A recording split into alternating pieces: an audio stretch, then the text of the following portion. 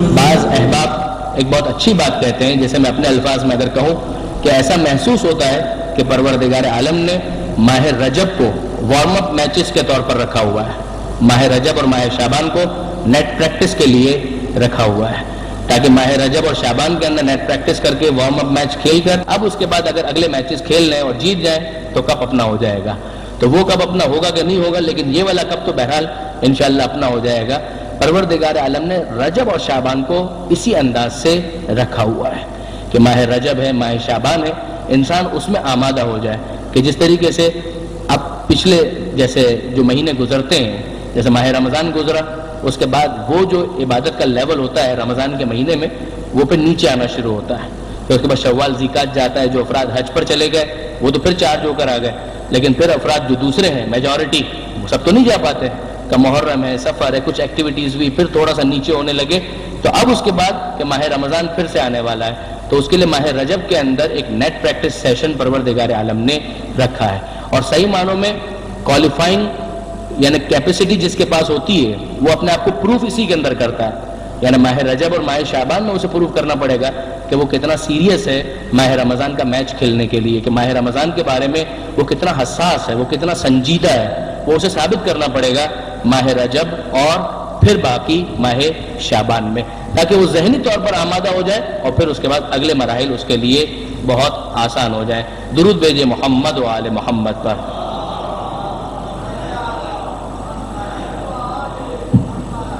اب یہ ماہ رجب کے حوالے سے ایک بہت اہم چیز جو ہمارے سامنے آتی ہے، جس کی طرف خود قرآن مجید نے بھی متوجہ کیا، وہ یہ ہے کہ ماہ رجب ان 4 مہینوں میں شامل ہے جسے محترم مہینے کہا گیا، یعنی یہ 4 مہینے وہ ہیں کہ جیسے ایون اسلام کے آنے سے پہلے کفار بھی محترم مانتے تھے۔ دیکھیے ایک لیونر کیلنڈر یا قمری جو کیلنڈر ہمارا ہے، وہ کیلنڈر اپنی جگہ پر 12 مہینوں پر مشتمل ہے، پھر اس کا آغاز کہاں سے مانا جائے وہ ایک الگ بحث ہے، مثلا عام الفیل مانا جائے یا بعثت کے حوالے سے کاؤنٹ کیا جائے یا ہجرت کے حوالے سے کاؤنٹ کیا جائے، وہ ایک الگ بحث ہے، لیکن جو 12 مہینے ہیں وہ 12 مہینے ہیں، تو وہ پہلے بھی 12 مہینے تھے۔ جس زمانے میں پیغمبر اکرم نے ابھی اعلان رسالت نہیں کیا تھا، اس وقت بھی یہ محرم، صفر، ربیع الاول، ربیع الثانی الی ذی الحج، اسی طریقے سے ان 12 مہینوں کو کاؤنٹ کیا جاتا تھا، اور اس میں بھی 4 مہینوں کو محترم مانا جاتا تھا کہ یہ 4 مہینے محترم ہیں۔ ان 4 مہینوں میں ایون ماہ رمضان شامل نہیں ہے۔ ماہ رمضان اپنی تمام تر عظمتوں کے باوجود، اپنی تمام تر جلالتوں کے باوجود، مگر ماہ رمضان اس میں شامل نہیں ہے، اس میں ماہ رجب شامل ہے۔ ماہ رجب، ماہ ذیقعدہ، ماہ ذی الحجہ اور ماہ محرم، کہ یہ 4 مہینے وہ ہیں کہ جنہیں محترم مہینے مانا گیا، کہ اس میں وہ لوگ بھی ایون جاہل عرب بھی جنگ و جدال سے پرہیز کرتے تھے، وہ کہتے تھے کہ نہیں، جنگ و جدال ان 4 مہینوں کے اندر ہمیں نہیں کرنا، اس کے اندر ہم تلوار نہیں اٹھائیں گے، اور اس احترام کو ایون مسلمانوں نے اسلام کے آنے کے بعد خدا کے حکم سے باقی رکھا تھا، البتہ احمقانہ نہیں، یعنی واقعاً عاقلانہ، کہ اگر کوئی تم پر حملہ کرے تو تم اپنا دفاع کر سکتے ہو، لیکن اگر تم خود اپنے طور پر جہاد ابتدائی اگر اس کا جواز بھی ہو تو بھی ان 4 مہینوں کے اندر تلوار نہیں کھینچی جائے گی، ان 4 مہینوں میں جنگ نہیں کی جائے گی۔ البتہ اگر آپ کو یاد ہو جو کچھ سالوں پہلے حزب اللہ کی جنگ ہوئی تھی، وہ بھی رجب کے مہینے میں ہوئی تھی، وہ بھی رجب کے مہینوں میں ہوئی تھی، تو اس موقع پر بھی ہم نے یہ گزارش کی تھی ایک ٹی وی چینل کے اوپر ہی کہ اگر یہ ذہن کے اندر آ جائے کہ رجب کا مہینہ جو ہے وہ تو محترم مہینہ ہے، تو اس میں جنگ کیسے ہو رہی ہے؟ کہ جنگ مسلط کی گئی ہے، جنگ خود سے نہیں کی جا رہی ہے، جنگ مسلط کی گئی ہے، حملہ غاصب کی طرف سے، حملہ جارے کی طرف سے، حملہ سامراج کی طرف سے ہوا ہے، تو دفاع نہ کرنے کا حکم نہیں دیا گیا ہے، دفاع عاقلانہ ہے، دفاع لاجیکل ہے کہ دفاع تو بہرحال کیا جائے گا، لیکن اگر خود سے حملہ کرنے کا واقعاً جینون ریزن بھی موجود ہو تب بھی تلوار کو روکا جائے گا، جنگ کا اعلان نہیں کیا جائے گا، جہاد کا اعلان اور قتال کا اعلان نہیں کیا جائے گا۔ یہ وہ حکم اسلامی ہے کہ جسے اسلام نے ان جاہل عربوں کی کچھ اچھی چیزوں کو اسلام نے مینٹین کیا ہے۔ کیا ٹھیک ہے؟ جو اچھی چیز ہے تو ٹھیک ہے، ہمیں انسان سے کوئی اناد نہیں ہے، اگر کوئی اچھی چیز ہے تو اس کو باقی رکھا جا سکتا ہے، لہٰذا اس کو اسلام نے مینٹین کیا۔ یہ 4 مہینوں میں، رجب میں بھی، ذی القعدہ میں بھی، ذی الحجہ کے اندر اور محرم میں، جیسے کہ میں نے گزارش کی کہ کہ ایون ماہ رمضان بھی اس کے اندر شامل نہیں ہوتا۔ پھر اس کے بعد بات آتی ہے نسبت کی،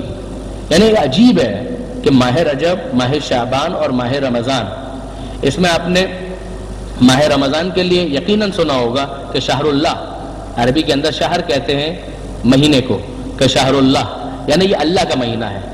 شعبان کا مہینہ کہا کہ یہ پیغمبر اکرم کا مہینہ ہے، اور رجب کا مہینہ کہا کہ یہ اہل بیت کا مہینہ ہے۔ تو اہل بیت کا مہینہ رجب کا، شعبان کا رسول خدا کا مہینہ، اور پھر ماہ رمضان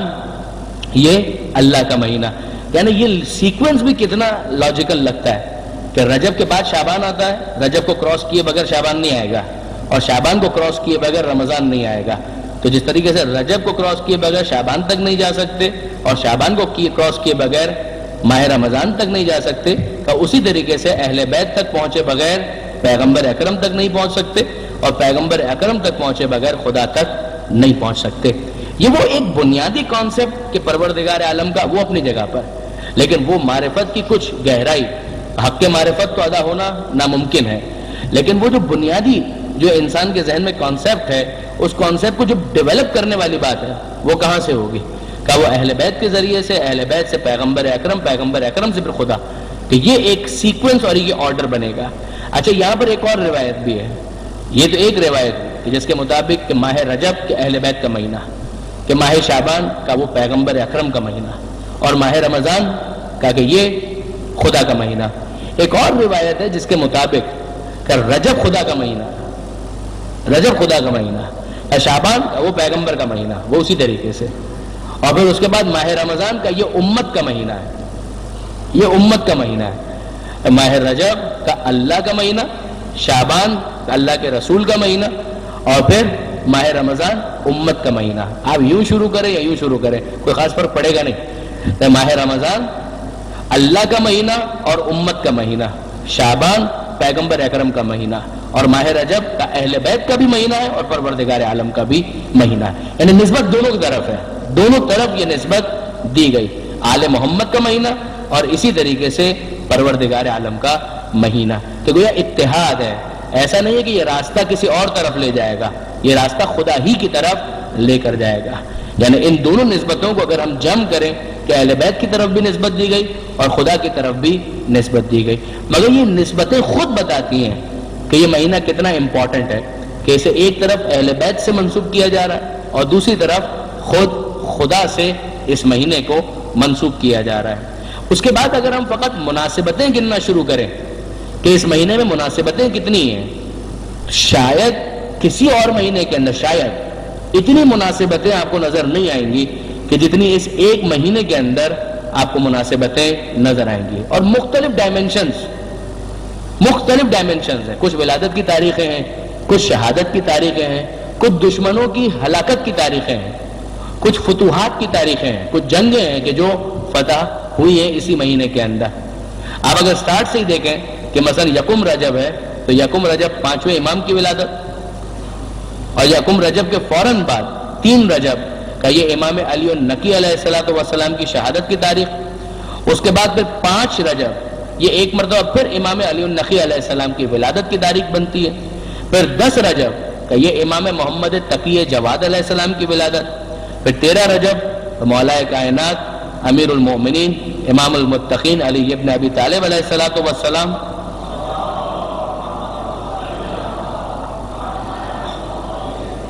یہ مولا کی ولادت بنتی ہے۔ 7 رجب جو ہم نے مس کر دی،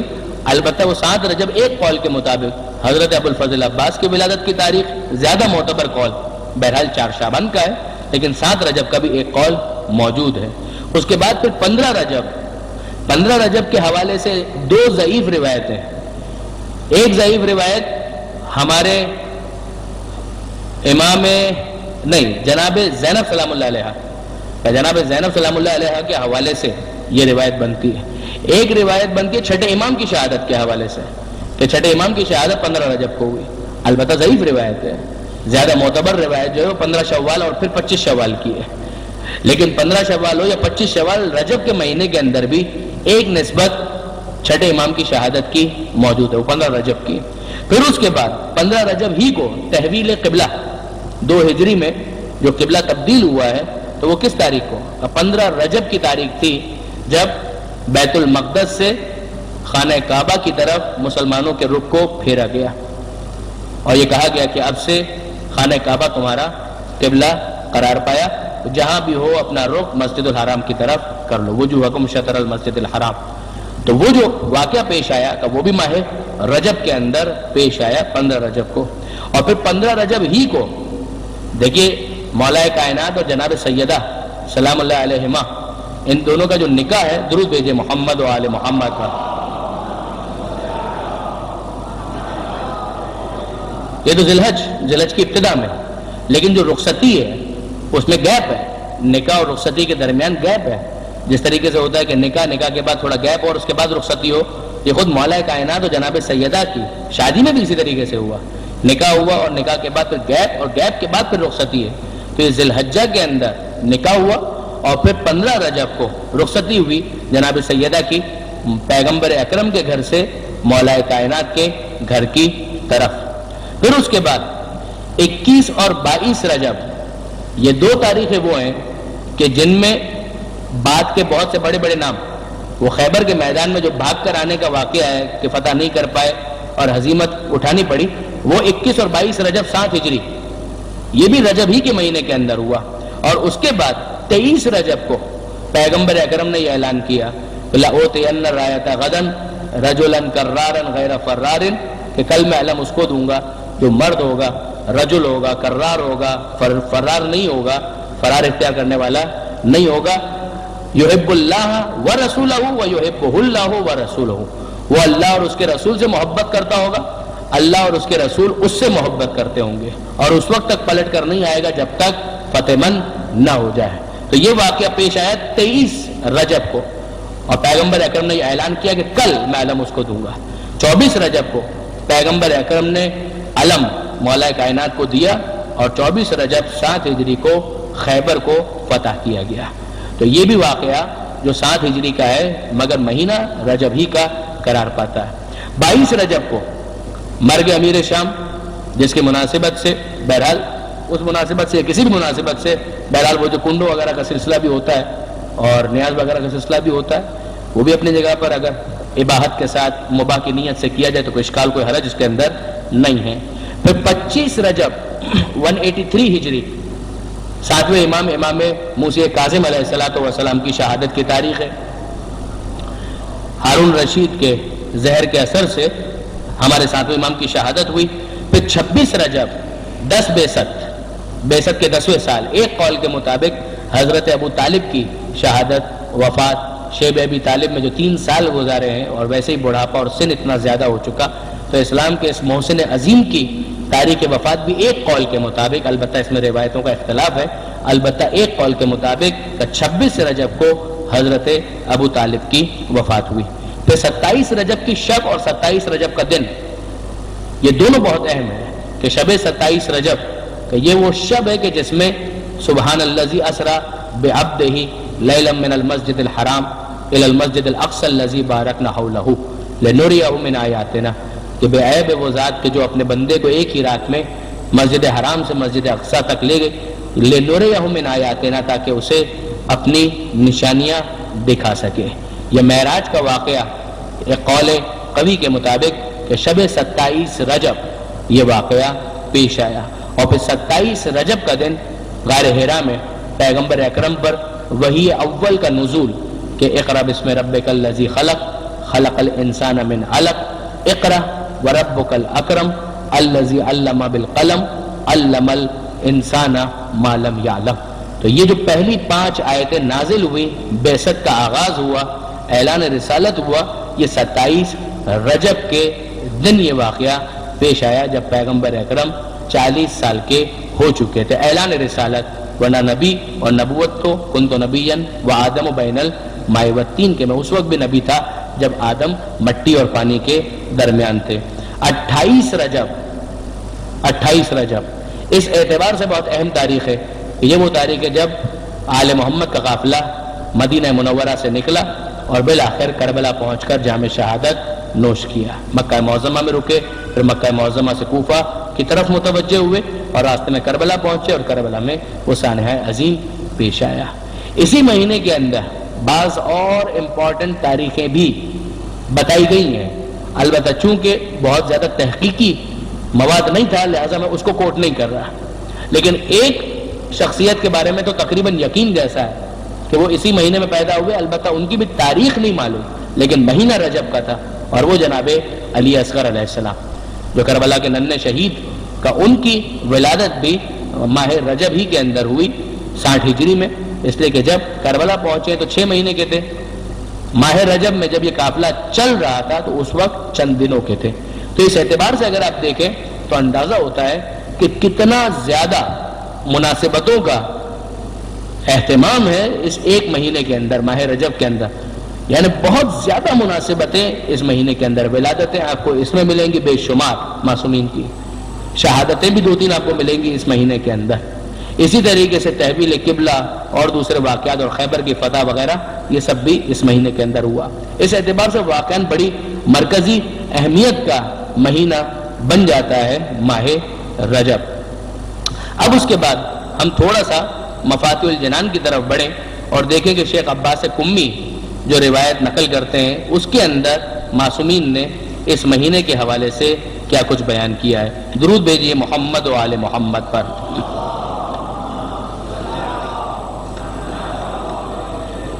یہ بات ذہن میں رکھنے کی ہے کہ معصومین نے جو کچھ بیان کیا ہے مختلف مہینوں کے حوالے سے وہ اتنا زیادہ ہے کہ اسے کسی ایک کتاب کے اندر جمع نہیں کیا جا سکتا، یعنی بہت ساری کتابیں اس حوالے سے اویلیبل ہیں کہ خود ماہ رجب کے بارے میں، ماہ شعبان کے بارے میں، رمضان کے مہینے کے بارے میں، دعاؤں کے بارے میں اتنا لٹریچر ہے کہ مفاتیح الجنان بہت مشہور کتاب ہے، لیکن ایسا نہیں کہ صرف یہی ایک کتاب ہے کہ جس کے اندر ان اعمال وغیرہ کو جمع کیا گیا ہے، بلکہ دیگر کئی کتابیں ہیں۔ اگر میں غلطی نہیں کر رہا ہوں تو شیخ صدوق نے مستقل ایک کتاب لکھی ہے ان 3 مہینوں کے فضائل کے بارے میں، رجب، شعبان اور ماہ رمضان۔ اس کے علاوہ بھی اگر ہم مختلف دوسری کتابوں کو دیکھتے ہیں تو اس کے اندر زیارتوں کے بارے میں، دعاؤں کے بارے میں بہت مواد آل محمد سے ہم تک پہنچا ہے۔ خصوصیت کے ساتھ ماہ رجب کے بارے میں شیخ عباس قمی کے ارشاد فرماتے ہیں کہ رجب کے مہینے کے اعمال اور فضیلت میں یہ فصل ہے، یعنی یہ والا جو چیپٹر ہے ہمارا، یہ رجب اور شعبان کے مہینے کی فضیلت کے بارے میں ہے۔ فرماتے ہیں جاننا چاہیے کہ رجب اور شعبان اور رمضان کے مہینے کافی فضیلت والے ہیں اور ان کی فضیلت میں بہت روایات وارد ہوئی ہیں، بلکہ جناب رسول خدا صلی اللہ علیہ وآلہ وسلم سے روایت ہے۔ اب یہ وہی روایت جو میں آپ کی خدمت میں عرض کر چکا ہوں کہ رجب کا مہینہ اللہ کا بہت بڑا مہینہ ہے اور کوئی مہینہ بھی اس کے احترام اور فضیلت کو نہیں پہنچ سکتا۔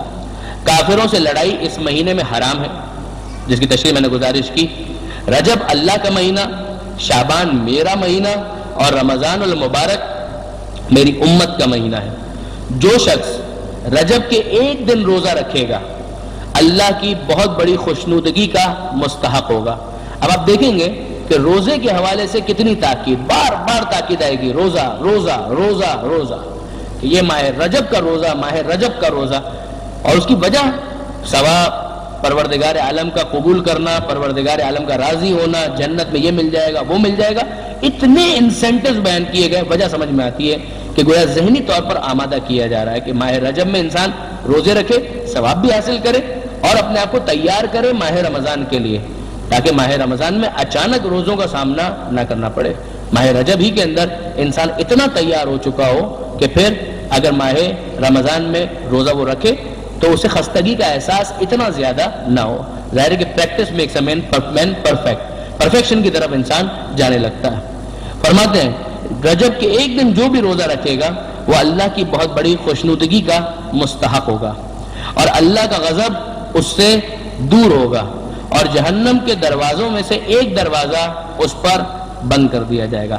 7ویں امام کی روایت کہ جو شخص رجب میں سے ایک دن روزہ رکھ لے تو اس سے جہنم کی آگ 1 سال کے رستے کے اندازے کے برابر دور ہو جائے گی، اور جو شخص 3 دن روزہ رکھ لے ماہ رجب میں تو اس پر جنت واجب ہو جائے گی۔ پیغمبر اکرم فرماتے ہیں کہ جنت میں ایک نہر کا نام ہے رجب جنت میں ایک نہر کا نام ہے جو دودھ سے زیادہ سفید اور شہد سے زیادہ شیریں ہے. جو شخص اس کے ایک دن میں روزہ رکھے تو وہ ضرور اس نہر سے پانی پیے گا. یعنی ماہ رجب میں روزہ رکھو, نہر رجب سے استفادہ کرو. یہ ایک طرح سے مارکیٹنگ والا انداز ہے. آپ اگر ایمانداری کی بات دیکھیں کہ پروردگار عالم اگر وہ ایڈورٹائزمنٹ کیمپین جس طریقے سے چلتی ہے کہ کیا آپ چاہتے ہیں کہ جنت کی نہر رجب سے استفادہ کریں, اس سے آپ پانی پینا چاہتے ہیں؟ اگر آپ پینا چاہتے ہیں تو بسم اللہ, یہ ماہ رجب آ گیا, اس کا روزہ رکھیے, وہاں پر آپ کو پاس دے دیا جائے گا, دکھا کر آپ پانی پی سکتے ہیں. پاس بھی دکھانے کی ضرورت نہیں ہے, ملائکہ کے پاس تو سب چیزیں کمپیوٹرائز جب ہمارے پاس ہو سکتی ہیں تو وہاں پر سب چیزیں بالکل فیڈڈ موجود ہیں, کسی قسم کی الگ سے پاس کی ضرورت بھی نہیں ہے. البتہ یہ ہے اپنی جگہ پر, یہ تو بات یعنی تھوڑا سا عذرائے مزاح آ گئی, ورنہ بعض روایتوں کے اندر ہے کہ جب تک مولا کائنات کی طرف سے کسی کے پاس جواز موجود نہ ہو, جواز یعنی پاسپورٹ جس کو آج بھی عرب کہتے ہیں جواز السفر, یعنی سفر کا جواز یعنی پاسپورٹ کا, وہ نہ ہو تو اسے جنت میں داخلہ نہیں مل پائے گا. تو وہ ایک دوسرا ایک اینگل ہے جو ہمارے سامنے آتا ہے. فرماتے ہیں کہ یہ ایک نہر کا نام ہے جو دودھ سے زیادہ سفید اور شہد سے زیادہ شیریں ہے. جو شخص اس کے ایک دن میں روزہ رکھے تو وہ ضرور اس نہر سے پانی پیے گا. چھٹے امام فرماتے ہیں کہ پیغمبر اکرم نے کہا کہ رجب کا مہینہ میری امت کے لیے استغفار کا مہینہ ہے. اس مہینے میں بہت زیادہ گناہوں سے معافی مانگو کیونکہ خداوند بخشنے والا مہربان ہے. اور رجب کو اسب بھی کہتے ہیں کیونکہ اللہ کی رحمت اس مہینے میں میری امت پر زیادہ برستی ہے. اس کو بعض علماء نے سمجھاتے ہوئے یہ ارشاد فرمایا کہ جس طریقے سے ایک تو ہوتا ہے کہ کبھی آپ ڈراپر کے ذریعے سے پانی ڈالیں تو 1 قطرہ 2 قطرہ 3 قطرہ 5 قطرے 10 قطرے 15 قطرے اس طریقے سے گرے گا, اور ایک یہ ہے کہ نہیں آپ اوپر سے بالٹی کو انڈیل دیں تو وہ ایک دم موسلا دھار جو بارش ہوتی ہے کہ وہ یہ اس میں ڈرزل کے اندر یا کیا اس کو کہتے ہیں, میں اگر بھول رہا ہوں لفظ اس کے لیے,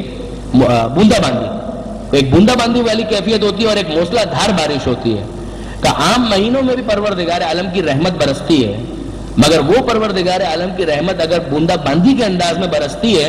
تو رجب کے مہینے میں موسلا دھار بارش کی صورت میں برستی ہے کہ جس کے بعد یعنی ہر طرف جل تھل ہو جائے تو وہ والی کیفیت پیدا ہو جاتی ہے. فرماتے ہیں کہ اس میں میری امت پر رحمت بہت زیادہ برستی ہے. تم بہت زیادہ اس مہینے میں یہ پڑھا کرو کیا کہ استغفر اللہ واسألہ التوبہ, کہ یہ تو پہلا عمل جو اسی روایت کے اندر معصوم نے ارشاد فرمایا, استغفر اللہ واسألہ التوبہ, کہ میں اللہ سے استغفار کرتا ہوں اور اس سے توبہ کا سوال کرتا ہوں کہ مالک میں تیری بارگاہ میں پلٹ کر آنا چاہتا ہوں. توبہ یعنی پلٹ کر آنا, کہ مالک میں تیرا بننا چاہتا ہوں اور میں تجھ سے استغفار کرتا ہوں. تو جملہ بہت سادہ ہے کہ یہ جملہ گویا ایک طرح سے مسلسل تکرار والا جملہ بن جائے, استغفر اللہ واسألہ التوبہ, یہ والا جملہ کا بہت زیادہ یہ کہا کرو. شیخ عباس گمی آگے لکھتے ہیں کہ ابن بابوی نے معتبر سند سے سالم سے روایت کی ہے کہ اس نے کہا کہ میں رجب کے آخر میں, رجب کے بالکل اختتام پر چھٹے امام کی خدمت میں حاضر ہوا. جب حضرت کی نظر مبارک مجھ پر پڑی تو آپ نے فرمایا, ابھی جملہ آپ دیکھیں یعنی امام کا سوال کرنا, آپ امام سوال کر رہے ہیں, سوال کیا ہے, کیا تم نے اس مہینے میں روزہ رکھا؟ یعنی کہ باقاعدہ اصرار کے ساتھ یہ سوال, کیا تم نے اس مہینے میں روزہ رکھا؟ یہ ایسا ہے کہ یعنی اگر نہیں رکھا ہے تو تم نے بہت بڑی چیز مس کر دی. اگر نہ بھی کہتے امام تو سمجھ میں آ رہی تھی بات, یعنی وہ کہ کہیں بہت بڑا میلہ لگا ہو, 80-90% کوئی ڈسکاؤنٹ مل رہا ہو, 100 روپے کی چیز 10 روپے مل رہی ہو, اور آپ کو اپنا کوئی دوست نظر آئے اور آپ اس کو ارے بھائی تم وہاں گئے تھے, یا اس کو مس تو نہیں کر دیا تم نے, وہ والا جو انداز ہوتا ہے وہ انداز یہاں پر نظر آ رہا ہے. امام فرماتے ہیں کہ کیا تم نے اس مہینے میں روزہ رکھا؟ میں نے کہا نہ, قسم خدا کی ہے فرزند رسول میں نے روزہ نہیں رکھا. امام نے فرمایا کہ تجھ سے اتنا ثواب مس ہو گیا ہے, اتنا ثواب تو نے کھو دیا ہے کہ جس کا اندازہ سوائے ذات خدا کے اور کوئی نہیں جانتا, یعنی کوئی فرشتہ بھی اس کا حساب نہیں رکھ سکتا کہ تو نے کتنا ثواب مس کر دیا. کیونکہ یہ وہ مہینہ ہے کہ جسے خدا نے دوسرے مہینوں پر فضیلت دی ہے اور اس کے احترام کو بہت بڑا قرار دیا ہے, اور اس میں روزے رکھنے والے کا احترام اپنے اوپر فرض کر دیا ہے. یہ جملہ بڑا امپورٹنٹ ہے. امام فرماتے ہیں روزہ رکھنے والے کا احترام اپنے اوپر فرض کر دیا ہے. دیکھیں ایک تو دے دینا, تو آپ بھی مثلا کتا ہے، کتے کے سامنے اگر ہڈی ڈال دیں یا گوشت ڈال دیں تو وہ بھی آپ نے دے دیا، مگر اس کو احترام نہیں کہتے،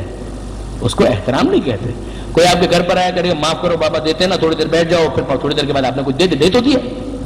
مگر اس کو احترام تو نہیں کہتے۔ ایک پروردگار عالم ہے کہ ٹھیک ہے تم مجھے قبول نہیں ہو مگر ٹھیک ہے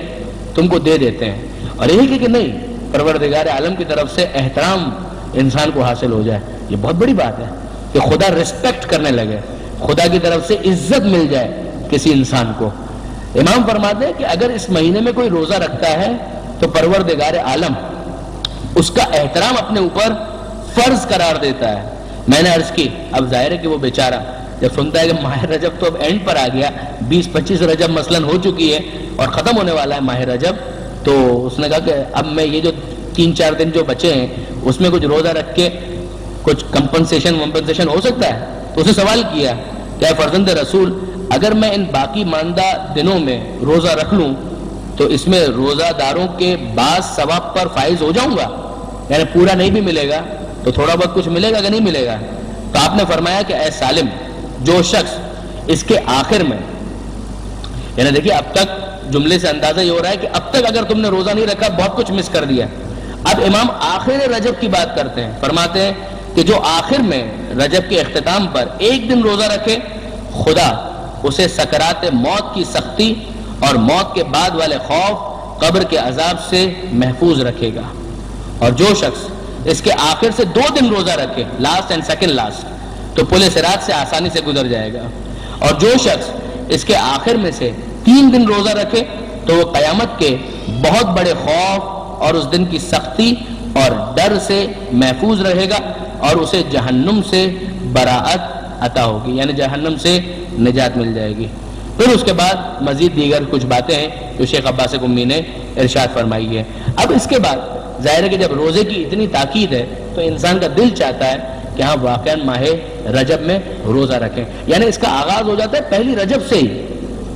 یعنی الگ الگ تاکید کے ساتھ۔ مثلا حضرت نوح علیہ السلام کے بارے میں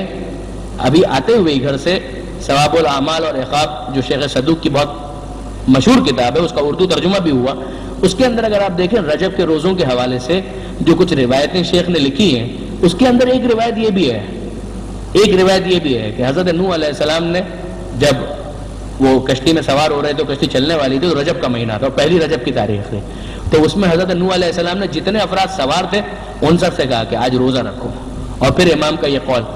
کہ آج اگر کسی نے روزہ رکھا تو خدا اس کے اور جہنم کے درمیان 1 سال کی مسافت کے برابر فرق ڈال دیتا ہے۔ تو بہت تاکید کہ ماہ رجب کا روزہ۔ اب جب اتنی تاکید ہم سنتے ہیں کہ ماہ رجب میں روزہ رکھنا ہے تو پھر ظاہر ہے کہ انسان میں جوش پیدا ہوتا ہے۔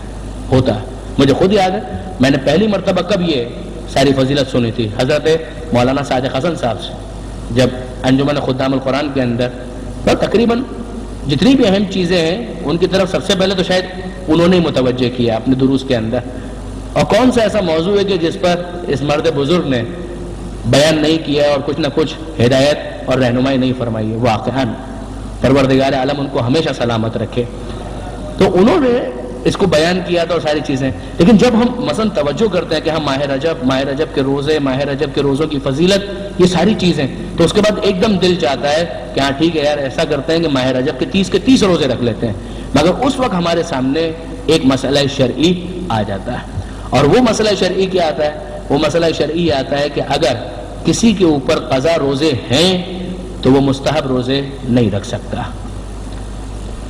اگر آپ کے اوپر کوئی ادھار ہے تو آپ پہلے ادھار چکائیے، اس کے بعد پھر دوسرا کوئی معاملہ ہو سکے گا۔ یہ تو نہیں ہو سکتا نا کہ ادھار آپ کے اوپر ہے اور آپ خواہ مخواہ کی دوسری چیزوں کے اندر پڑ جائیں۔ نماز میں ایسا نہیں ہے، اگر نماز قضا بھی ہو تو مستحب نماز پڑھی جا سکتی ہے، لیکن روزوں میں ایسا معاملہ نہیں ہے۔ روزوں میں فقہا کا متفقہ فیصلہ ہے کہ اگر کسی کے اوپر قضا روزے ہیں تو اس کی ذمہ داری یہ ہے کہ پہلے وہ اپنے قضا روزوں کو پورا کرے، اس کے بعد پھر مستحب روزے رکھ سکتا ہے۔ یہ مسئلہ اس لیے اور بھی امپورٹنٹ بن جاتا ہے کہ شریعت کے حکم کے مطابق پچھلے رمضان میں جو ماہ رمضان گزر گیا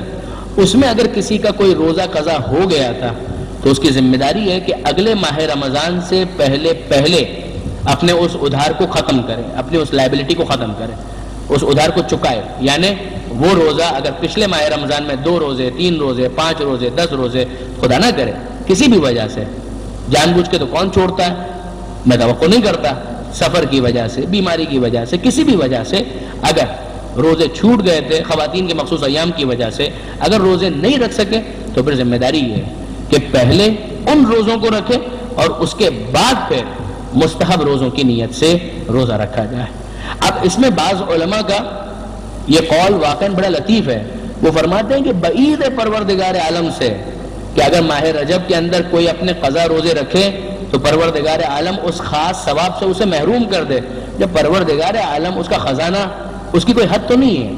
وہ تو دینا چاہتا ہے اپنے بندوں کو. تو اگر بندہ اس طرف اور تڑپ کے ساتھ کہ مالک قضا روزے ہیں میں کیا کروں لیکن اسی بہانے میں قضا روزے تو رکھ رہا ہوں، تو بعید ہے کہ پروردگار عالم اسے ماہ رجب کے مستحب روزوں کے ثواب سے محروم کرے. تو ایک پن دو کاج ہو جائے گا، ایک تیر سے 2 شکار کہ قضا روزے بھی ہو گئے اور ساتھ ساتھ مستحب روزوں کا ثواب بھی انسان کو حاصل ہو گیا. یہ بہترین موقع ہے کہ انسان ماہ رجب کے اندر یہ دونوں کام انجام دے لے کہ قضا روزے بھی ہو گئے اور مستحب کا ثواب بھی مل گیا. البتہ نیت قضا روزے کی ہی ہوگی. ایک مرتبہ قضا روزے مکمل ہو جائے پھر اس کے بعد مستحب روزے رکھے جا سکتے ہیں. البتہ امام خمینی اور آیت اللہ خامنئی کے نزدیک تو اگر کسی قسم کا بھی کوئی روزہ ذمے پر ہے، چاہے وہ نظر کا ہو چاہے کوئی اور ہو، اس کے ہوتے ہوئے بھی پھر مستحب روزہ نہیں رکھا جا سکتا. لیکن آخوئی اور آگے سیستانی فرماتے ہیں کہ نہیں، صرف قضا روزہ جو رمضان کا ہے اگر وہ ہے تو پھر اس کی موجودگی میں مستحب روزہ نہیں رکھا جا سکتا. دوسرے روزے اگر ہیں تو پھر مستحب روزہ رکھا جا سکتا ہے، اشکال نہیں ہے. تو یہ ایک بات ہو گئی اس مسئلہ شرعی کے حوالے سے، اور اس کے ساتھ ہی آج کی گفتگو ہم مکمل کرتے ہیں. کل انشاءاللہ مزید ماہ رجب اور ماہ رجب کے اعمال کے حوالے سے گفتگو ہوگی. یہ میرے خیال میں ایک بکلیٹ ٹائپ کا تقسیم کیا جا رہا ہے جس کے اندر ماہ رجب کے کچھ اعمال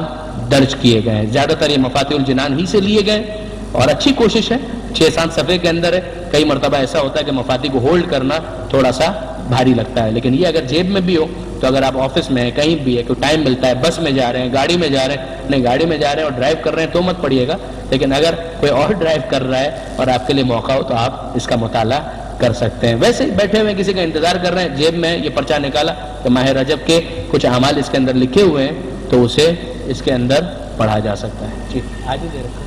یہ آج نہیں دے رہے، آپ کو کل دیں گے انشاءاللہ. صحیح. اور دوسرا اعلان یہ ہے کہ کل انشاءاللہ محفل شاہ خراسان کے پروگرام کے بعد یہاں پر فوراً پروگرام شروع ہو جائے گا، تو یہ انشاءاللہ کل آپ کے درمیان تقسیم کیا جائے گا. اور انشاءاللہ کل دیگر اعمال کے علاوہ عمل داؤد کے حوالے سے بھی کچھ گزارشات پیش کرنے کی سعادت حاصل کریں گے کہ جس کے بارے میں بعض محدثین نے یہ جملہ لکھا ہے کہ یہ عمل اگر کوئی کرے آزما کر دیکھیں کہ انشاءاللہ اس کی دعا ضرور بضرور قبول ہوگی. یہ واقعاً جملہ محدثین کا لکھنا کہ آزما کر دیکھیں، ہم یہ تجربہ کر چکے ہیں، یہ اتنا معمولی جملہ نہیں ہے، واقعاً بڑا اہم جملہ ہے. عمل داؤد اور دیگر اعمال ماہ رجب کے حوالے سے انشاءاللہ العزیز کل گفتگو ہوگی. پروردگار عالم سے دعا کرتے ہیں مالک تجھے واسطہ محمد و آل محمد کا ہمارے اس قلیل توسل کو اپنی بارگاہ میں شرف قبولیت عنایت فرما. مالک تجھے واسطہ محمد و آل محمد کا ماہ رجب آنے والا ہے جو تیرا بھی مہینہ ہے، اہل بیت کا بھی مہینہ ہے، وہ کام کہ جس سے تو اور اہل بیت راضی ہوں اس مہینے میں انجام دینے کی ہمیں توفیق عطا فرما. مالک تجھے واسطہ محمد و آل محمد کا، آل محمد کے ماننے والے چاہنے والے جہاں کہیں بھی آباد ہیں ان کی جان مال عزت و آبرو کی حفاظت فرما. مالک تجھے واسطہ محمد و آل محمد کا بیماروں کو شفائے کامل اور عاجل عطا فرما. بے روزگاروں کو رزق حلال عطا فرما. جو برسر روزگار ہیں ان کے رزق میں برکت اور کثرت عطا فرما. جو بے اولاد ہیں انہیں اولاد صالح عطا فرما. جو صاحبان اولاد ہیں انہیں اولاد کی صحیح تربیت کی توفیق عطا فرما. مالک ہمیں اپنے گھرانے کی اصلاح، اپنے اداروں کی اصلاح، خصوصاً اپنے تعلیمی اداروں کی اصلاح زمانے کے امام کی خواہشات کے مطابق کرنے کی توفیق عطا فرما. مالک تجھے واسطہ محمد و آل محمد کا تمام علماء کرام، مراجع اعظام اور مقام معظم رہبری کی حفاظت فرما. انقلاب اسلامی کی حفاظت فرما. اس انقلاب کو زمانے کے امام کے انقلاب سے متصل فرما. اس انقلاب کے دشمنوں کو نیست و نابود فرما۔ مالک تجھے واسطہ محمد و آل محمد کا وطن عزیز پاکستان کو استحکام عطا فرما۔ وطن عزیز کو ہر قسم کی داخلی خارجی پریشانیوں سے محفوظ فرما۔ مالک پاک فوج کو موجودہ جنگ میں فتح و نصرت اور غلبہ عطا فرما۔ وطن عزیز سے دہشت گردی اور دہشت گردوں کا خاتمہ فرما۔ مالک ہمارے شہداء کے قاتلوں کو نیست و نابود فرما۔ مالک ہمارے شہداء کے درجات بلند ہیں، انہیں بلند تر فرما۔ مالک پاک فوج کے شہداء کی شہادت کو اپنی بارگاہ میں قبول فرما۔ مالک تجھے واسطہ محمد و آل محمد کا ظالموں اور ظلم کے خاتمے کے لیے امام زمانہ کے ظہور میں تعجیل فرما، ہمیں ان کے آوان و انصار میں شمار فرما۔ ربنا تقبل منا انک انت السمیع العلیم وتب علینا انک انت التواب الرحیم۔ اللجن اللجن يا مولا اللجن اللجن اللجن اللجن اللجن اللجن اللجن اللجن يا صاحب السماء اللجن